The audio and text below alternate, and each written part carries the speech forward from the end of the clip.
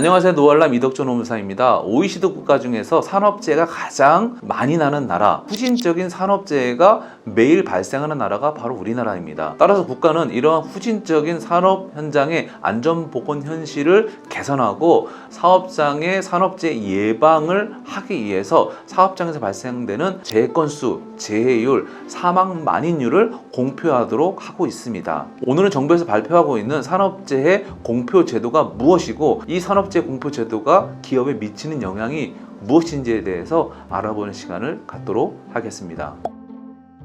산업재해 공표 제도는 모든 사업장에 적용되는 것은 아니며 공표할 때도 업종별이나 규모별로 나눠서 공표를 하는데요. 공표 대상이 되는 사업장은 연간 사망 재해자가 2명 이상 발생이 되거나 사망 만인율이 이 규모별 업종별 동종 업종에 비해서 높은 사업장 또는 중대 산업재해가 발생한 사업장, 산업재해를 은폐한 사업장 또는 산업재해 발생 보고를 3년 이내 2회 이상 누락된 사업장이 산업재해 공표 대상 사업장에 포함됩니다. 사업장 재해 건수 산정 방식입니다. 고용노동부에 제출한 산업재해 조사표라든지 중대재해 보고서, 근로복지공단에서 휴업급여를 받는 재해자 수를 기준으로 합니다. 1월 1일부터 12월 31일 사이에 해당 사업장에서 발생한 모든 근로자의 산업재해를 포함하나 특수형태 근로종사자라든지 중소기업 사업주의 산업재해는 제외가 됩니다. 재해율 산정 방식입니다. 재해자 수는 근로복지공단에서 휴업급여를 받는 근로자를 기준으로 산정하는데요. 여기서는 질병이라든지 체육행사, 교통사고 또는 폭력행위에 대해 발생된 재해 건수는 재해율에서 제외가 됩니다. 임금근로자 수는 근로복지공단에 신고한 해당 사업장의 근로자 수를 기준으로 삼고 있습니다. 사망 만인율 산정 방식입니다. 사망자 수는 근로복지공단에서 유족급여를 받은 사망자 수와 고용노동부에 신고한 중대재해 발생 보고서의 수를 기준으로 합니다. 이 사망 만인율을 산정할 때도 질병 사망이라든지 또는 체육행사 또는 교통사고, 폭력행사 등에 의한 사망사고는 사망 만인율 수에서 제외가 됩니다. 사망 만인율 산정 시 유의사항이 있는데요. 이 사망 근로자 수에는 근로자만 해당이 됩니다.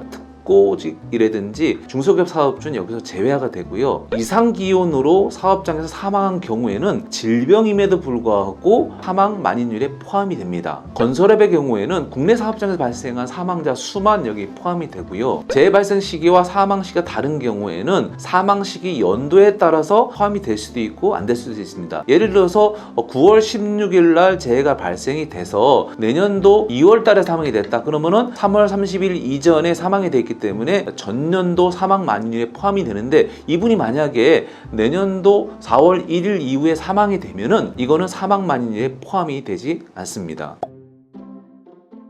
산업안전보건법 제10조 2항에서는 도급인이 지배 관리하고 있는 시설, 장비, 장소에서 관계 수급인이 작업을 하다가 산업재해가 발생할 경우에는 도급인의 산업재해 발생 건수에 관계 수급인의 산업재해 발생 건수를 포함해서 공표하도록 하고 있습니다. 그러나 도급인이 직접 지배 관리하지 않는 관계수급인의 회사에서 발생된 산업재해는 도급인의 산업재해 발생 공표에서 제외가 됩니다.